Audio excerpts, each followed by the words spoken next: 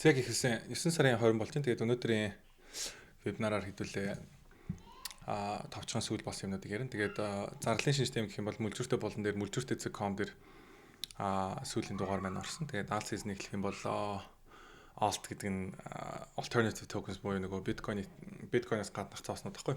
Хэрвээ Ether одоо чинь Sol сүүлүүд хүчтэй өссөн. Тэгэхээр цаашдаа энэ өсөлт маань бусад зооснууд руу хэрвээ тархаад явах юм бол ямар төрлийн 2 зоос нэлийн хүчтэй өсөх боломжтой бай. Дээрээс нь 3x хийх боломжтой.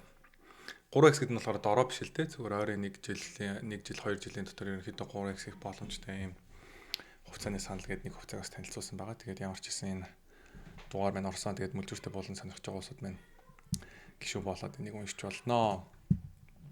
За хэдүүлээ макро болон улс төртэй холбоотой яриануудыг ярив. Тэгээд Трампны сонирхолтой санал гаргасан тэр нь юу вэ гэхээр улирлын тайлан гаргах биш. Ер нь бол тайланг хагас жилээр ер нь гаргаад явуул яа гэм бэ гэдэг ийм санаа гаргасан. Тэгээд энийг бол эсэргүүцэж байгаа улсууд байлаа. Бас зөв гэж бодож байгаа улсууд байлаа. Ягаад тэгэхээр улирлын тайлан гаргаад явахаар маш их хэмжээний ресурс зарцуулдаг.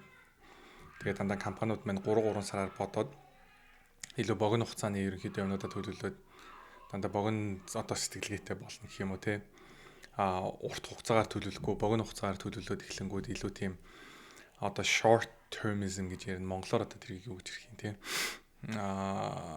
Холын имийг харж чадхаа болно л гэсэн санаа байхгүй. Тэгээд тэр утгаараа 6 сараар болоод явах юм бол market маань 3 сар болгоныг earnings гээд савлаад янз бүр болоод хөрөнгө оруулагчид байнга олон компаниудын тайлан уншаад авах шаардлага байхгүй. Хагас жилдээ нэг удаа уншаад явчихна энэ гэсэн иймэрхүү санаа гаргасан. Тэгээд энэ маань хэр дэмжлэг аваад явах юм байгаа бүүмэд. Тэгээд Германд шүү дээ те. Аж үйлдвэрийн ерөнхийдөө үйлдвэрийн шинжтэй юм ажлын 125 мянган ажил байхгүй болсон гэдэг ийм мэдээлэл гарсан гинэ. Тэгээ яг хуу ажилгүйдэлтэй холбоотой датануудыг харах юм бол сүүлд гарсан revision буюу өнгөрсөн жилийн датанууд маань сансныг бодол хамаагүй муу байсан байна гэдэг ийм мэдээлэл гарсан. Тэгээд яхахгүй Bureau of Labor Statistics буюу энэ unemployment-тэй холбоотой ажилгүйдэлтэй холбоотой дата гаргадаг төрийн энэхүү байгууллага маань нэлээд улс төрийн шинжтэйгээр датануудыг сонгуулийн өмнө өндөр одоо сайн болгож гаргасан байх магадлал бол яхахгүй байгаа. Тэгээд тэгсэн тэгээгүй нь үл хамаар миний бодлоор болно шүү дээ. Угаасаа jobs market бол өнгөрсөн онгоогоос муудсан байсан юм байна. Тэгээд эдийн засаг бол үнэхээр суларсан бол айл хэдийн өнгөрсөн жил угаасаа суларсан байсан. Харин одоо маркет маань угаасаа хойшоогоо биш урагшаага харж явдаг учраас эдийн засаг маань угаасаа 24 оноос одоо дээрдэд эхэлсэн. Тэгээд Трампын бодлогоос болоод улам цаашдаа дээрдэх юм магадтай гэдэг утгаараа маркет маань үргэлжлүүлэн ерөнхийдөө өсөлтөө энэ жил болон дараа жил үргэлжлүүлнэ гэдэг ийм бодол бол надад төрөөд байгаа. Одоогийн байдлаар бол яг 9 сарын seasonality буюу улирлын шинжтэй зүйл. Дээрээс нь сүүлийн мүлжүүртэй буулангийн постнэр оруулсан triple witching буюу хувьцааны futures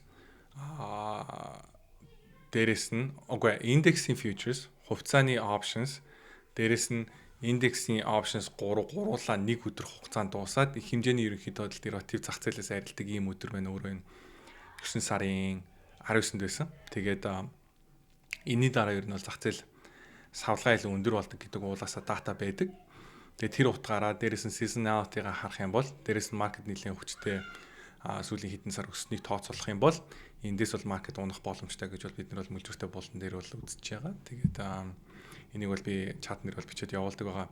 За Калифорнид сонирхолтой юм болсон. Калифорнид юу байсан бэ гэхээр 3.1 сая сонгуул өгөх ёсгүй улсууд угаасаа сонгуул өгсөн байж таарсан юм шиг байгаа юм. Тэгээд Gavin Newsom болов шүү дээ 2022 онд 2 сая хүнээр ялсан гинэ. Тэгэхээр 3.1 сая угаасаа сонгуульд оролцох ёсгүй хүн хэрэг оролцсон байсан гэж тооцоолох юм бол яг үнэндээ бол Калифорни маань өөрөө blue state гэж багадгүй red state болж хуурах гэсэн магадлал байгаа гэдэг бол энэ маань харуулсан байгаа.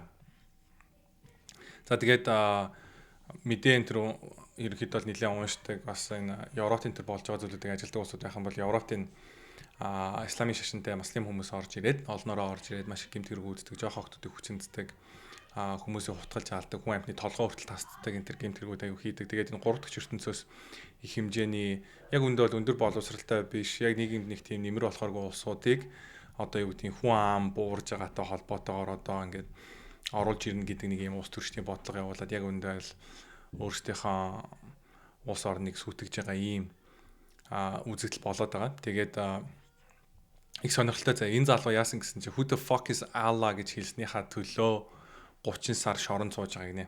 Тэгээд зүгээр л одоо бүр юм асууж болохоо болцсон. Тэгээд ийм исламын ор юм аашин тий. Тэгээд энэ хүү гайхалтай түүхтэй ажил дээрээ хувьсгалыг эхлүүлж ирсэн энэ хүү гайхалтай орон маань өөрөө дэлхийд дээр бас боолчлыг хамгийн анх байхгүй болгож ирсэн орон. Тэгээд хүмүүс бол боддог байхгүй трансатлантын боолчлын аймаар аягүй хүмүүс хийсэн гэж боддог. Яг үндэ бол боолчлыг үгүй болохын тулд өөрөөсөө байлцсан олон залуучуудаа залуучууд 8 үргэлж ирсэн. Тэгээд орчин үеийн судалгаагаар бол бүр боолчлолоос болж олсон мөнгнөөсөө илүү их зардал гаргаж боолчлыг байхгүй болохын төлөө тэмцэж байлцсан гэж ерөнхийдөө бол үздэг юм байлээ. Тэгээд ийм гайхалтай түүхтэй орон маань одоо ингэж дотроосоо ингэж эзлэгдэж идэгдэж байгаа ийм сонир дүр зурагтай зүйл болж байгаа. Тэгээд Трамп бас сүүлд их сонирхолтой мэдээлэл гаргасан. Тэр нь юу вэ гэхээр H1B гэдэг визаг 200,000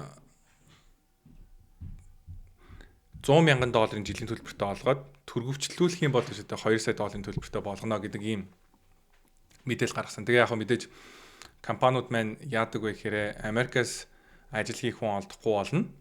Гадаадаас хүмүүс татаж оруулж ирээд ажилуулдаг. Тэгээд энэ дээр бол манайхан хэнийг төсөөлж болох вэ гэхээр маш олон энтэг хүмүүсийг IT-ийн салбарт ажилуулах гэж авчирдаг. Тэгээд энэ дээр бол ийм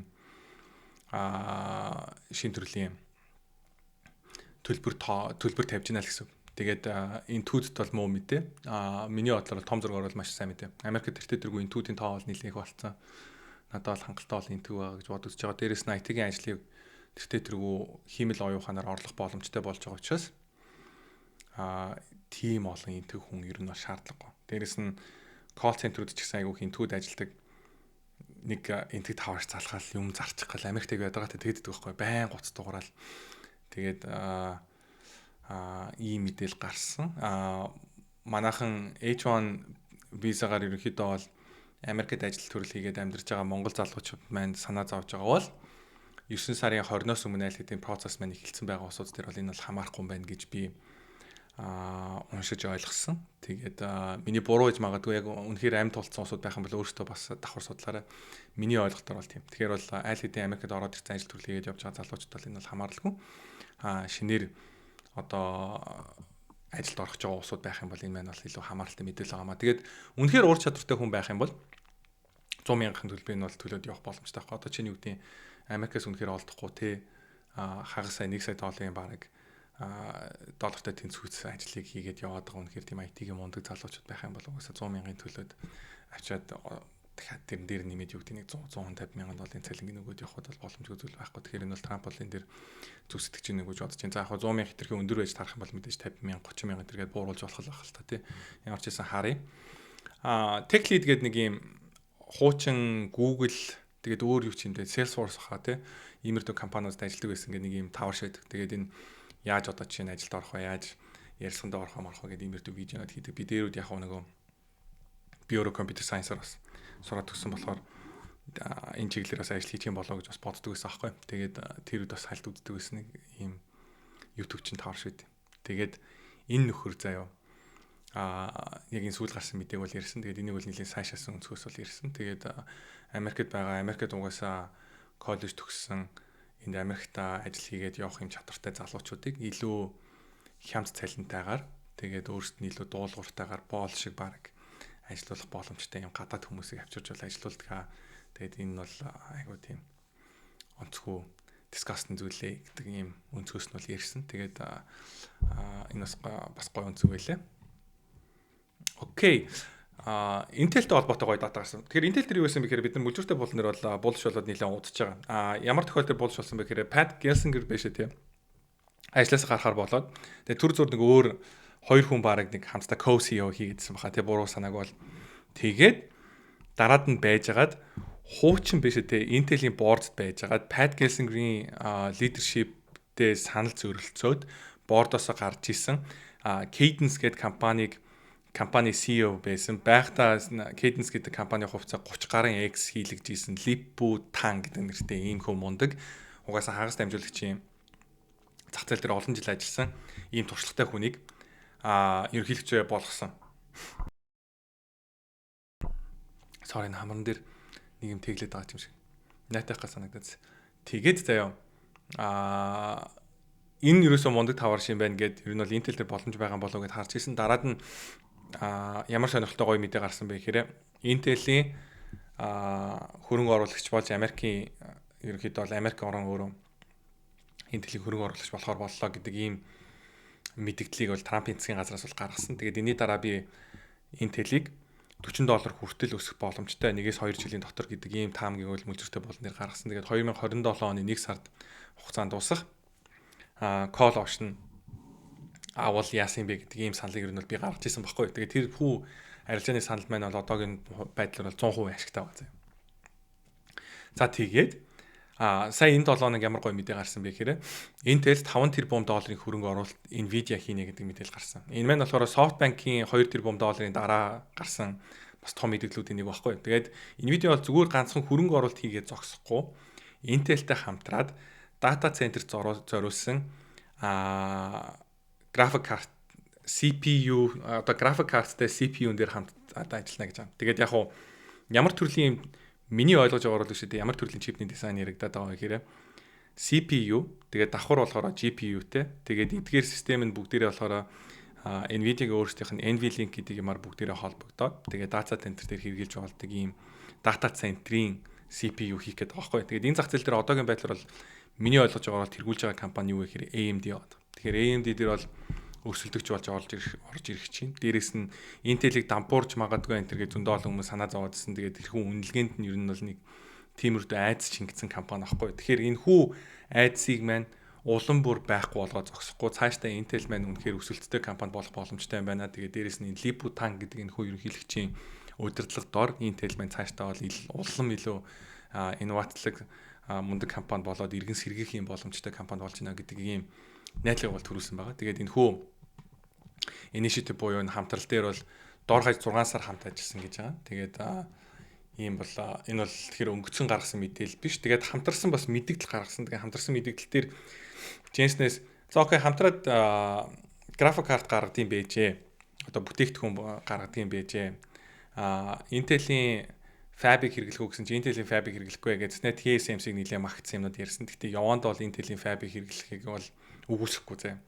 Дээрэс нь бид нар ганцхан product дээр ажиллахаас гадна ягаад хөрөнгө оруулалт хийхийг зорьсон бэ гэхээр Intel-ийг бол би бол нэлээд хямдхан байна гэж үзсэн. Ягаад тэгэхээр энэ хүү хамтарлаар дамжуулаад бид нар бол том зах зээлийг нээж байгаа. Энэ бол маш их хэмжээний мөнгө олох боломжтой. Хэдэн тэрбум гэлээд 50 тэрбум билүү 150 тэрбум доллар ингээд энэ зах зээл рүү бид нар бол ингэж орж ирж байгаа гэдэг ийм яриг бол Jensen бол ярьсан. Тэгэхээр эндээс юу гэж харж болох вэ гэхээр зөвхөн чинь 5 тэрбумын хөрөнгө оруулалт гэлтгүү Intel-ийн цаашдын ирээдүйд одоо юу гэдэг орлого өсгөх, шинэ орлогын их үүсвэр бий болох ийм сууг нэгдэж байна гэсэн үг. Тэгэхээр хэрвээ энэхүү тренд маань үргэлжлэх юм бол Nvidia-гаас гадна өөр компаниуд магадгүй Intel хөрөнгө оруулалт хийх юм биш үү гэдэг ийм таамагуудыг бас шинжээч нар гаргаж илаа. Тэгээд миний үнцг болохоор юу гэх гээд байгаа гэхээр Трампын засгийн газар Intel хөрөнгө оруулалт хийлээ гэсэн чинь хүмүүс юу шүмжсэн бэ гэхээр энэ одоо Америк орн чинь нэг юм сони сошиалист орн болох гээд байна тий. Компаниудыг бүгдийг нь хувьчилж аваад хувь эзэмшээд ингэж явах гээд байна гэсэн шүүмжлүүдийг гаргасан. Тэгээд яагаад заавал Intel-ийг сонгож байгаа. Intel-tel ингэж хамаа өөр компаниуд бас хийхгүй юм энэ гэсэн иймэр дэвнүүдийг ярингуут нь Трампын administration-ээс юу гэж ярьсан бэ гэхээр бид нар магадгүй TSMC-д ч гэсэн хөрөнгө оруулалт хийж магадгүй гэж ярьсан. Тэгэхээр юу гэхээр надад бол энэ медиа болон хүмүүсийн хүлээлтэн дээр тоглолт хийсэн юм шиг санагдаад байгаа байхгүй. Америкийн засгийн газар угаасаа TSMC өөрсдийнхөө хувийг өгөхгүй гэж мэдчихсэн. TSMC-д угаасаа хөрөнгө оруулалт хийхгүй гэдгээ ч мэдчихсэн. Гэхдээ зөвхөн хүмүүсийн шүүмжлэлийг дуугаа олохын тулд тэгсэн. Дээрээс нь Intel-ийн борлуулалтанд бид нар туслахгүй ямар нэгэн оролцоо хийхгүй гэж хэлсэн гисэн.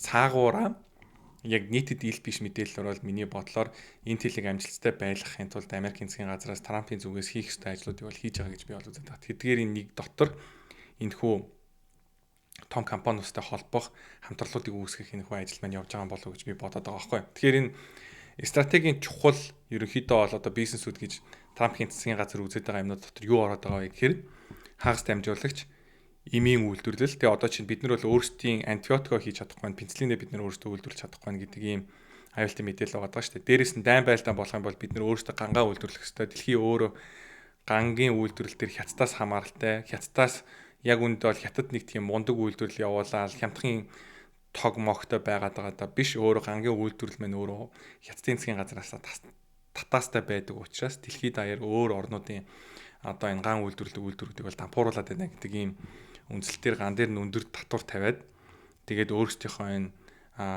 дотоодын үйлдвэрлэлд бол анхаарч байгаа. Дээрээс нь MP гэдэг компани жишээ нь Америкт Rare Earth гэж яриад байгаа зүйлийг одоо олборлоод тэрийг хийгээд одоо яад чинь те тэрийг хайш машин гаргад юм яа те тэрийг дараад нь Америкийн технологийн компаниуд борлуулна. Тэрэн дундаа бүр Apple-тэй хүртэл гэрээ хийгээд Apple тэр компаниас худалдаа авалт борлуулалтуудыг хийнэ. Одоо худалдаа авалт хийнэ гэдэг иймэрдүү мэдээлүүд чинь гараад явсан байхгүй. Тэгэхээр Трампын засгийн газраас юу гэж ойлгож болох вэ гэхээр хид хідэн стратегийн чухал гэж үзэж байгаа салбарууд дээр нэлийн эрчимтэйгээр оролцож ажиллаж байгаа. Тэдгээр дотор бол хагас дамжуулагчийн зах зээл байгаа. Тэгээд хагас дамжуулагчийн зах зээл дээр угаасаа энэ хагас дамжуулагчийн зах зээлийг бараг үүсгэсэн гэж хэлж болох үе. Америкийн хамгийн чухал түүхэнд одоо тэг хамгийн чухал компаниудын нэг байсан. Одоо ч гэсэн чухал байр суурийг эзлэх боломжтой энэ хүн Intel гэдэг компани маань байгаа байхгүй. Тэгэхээр Intel дээр бол иймэрдүү сонирхолтой мэдээлэлүүд гарсан. Тэгээд энэ маань энэ 7 хоног гарсан чухал мэдээллүүдийн нэг байсан. Тэгээд FOMC болсон. Төв банк 25 basis point. Basis point гэхээр ойлгохгүй усуд байх юм бол одоо бид нар юмыг 100% гэж хувааж болдог. Тэгээ 100%-ийн 1%.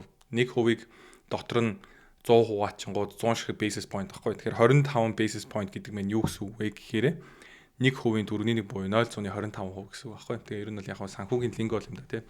Хүмүүс л дандаа basis point гэж ярьдаг. Тэгээ ямар ч байсан 4.1%-аар бодохын хөв бууруулахаар болсон. Тэгээд dot plot гэж гаргадаг. Тэгээ dot plot-ыг харах юм бол энэ жил дуусахаас өмнө дахиад 2 удаа 25 basis point-оор бодлогын хөв бууруулах боломжтой гэдгийг бол dot plot-наас бол харж болно. Тэгээд Powell-ийн яриа бол нэлээд dovish яриа боллоо гэж зах зээл бол хүлээж авах шиг болсон. Яагаад вэ гэхээр инфляцийн эрсдлээс илүү ажилгүйд л хүчтэй өсөх эрсдэл нь илүү одоо анхаарал татж байна. Илүү одоо тулгамцсан асуудал болж хувирлаа гэдэг үгийг хэлснээрээ илүү dovish гэж зах зээл бол хүлээж авлаа гэж би бол ойлгосон. За TikTok гиг эцэст ерөнхийдөө бол хилцээр төрлөө гэж харсан. Тэгэхээр энэ маань юу вэ гэхээр Америк хятад хоёрын хоорондын хилцээр маань ерөнхийдөө бол нааштай явж байгааг харуулж байгаа. Тэгээд энэ хүн нааштай явж байгаа маань өөрөө юун дээр харагдаад байгаа гэхээр бас хятадын хувьцаанууд маань хүчтэй өссөн дээр бол харуулж байгаа. Тэгээд би Alibaba дээр ирээд буулгаш боллоо. Baba дээр буулгаш байна гэж ярьсан. Тэр нь наваад хийж хийсний дараа бас Baba-с нэлээд хүчтэй өссөн. Тэгэхээр энэ хүү TikTok маань Америкийн компани ерөнхийдөө бол мэдлэлд ороод тэгээд Америкийн ерөнхийдөө хувилбар нь бий болгож байгаа нь бол сайн мэдээ. Ягаад тэгэхээр Instagram, Facebook-ыг бол бүрэн монопол болохгүйгээр өрсөлдөгч юм компани байх нь бол аягүй чухал. Тэгээд Америк бас өөрсдийн гэсэн төлөөлөгч бас борд дээр нь суулгана гэж ах шиг гэлээ. Тэгээд TikTok-ыг худалдаж авч магадгүй хит хитэн компани нэгж одоо хүмүүс группүүд байгаа. Тэрэн донд бол нэлийн том кандидатд бол Oracle-аас орж байгаа юм байлээ. Тэгээд энэ бас нэлийн сонирхол татж байгаа. Тэгээд Oracle-ийн Larry Ellison гэдэг founder маань дэлхийн хамгийн баян хүн болсон. Сүүлийн рапорт маань маш сайн гараад.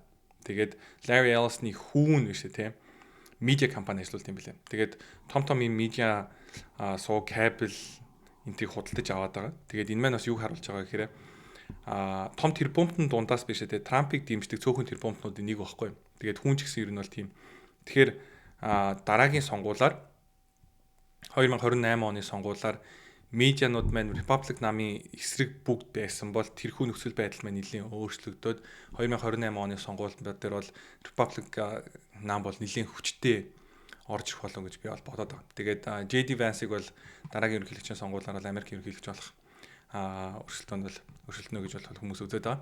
Тэгээд миний бодлоор бол тэр нь бас үнэмшилтэй бас санагдаад байна. Тэгээд яг албан ёсоор л мэдээлэл яваагүй. За Ford гэдэг компани бий болсон. Тэгээд энэ маань юу вэ гэхээр би нэрийг мартчихжээ. Солоныгийн экосистем дээр биш үү нэлийн алдартай тавар шийд юм угаасаа хөрөнгө оруулагч байхгүй VC хөрөнгө оруулагч. Тэгээд эдгээр маань мөнгө осгоод энд бол 1 тэрбум доллар гэдэг мэдээлэл гарч байгаа. 165 гэж бод.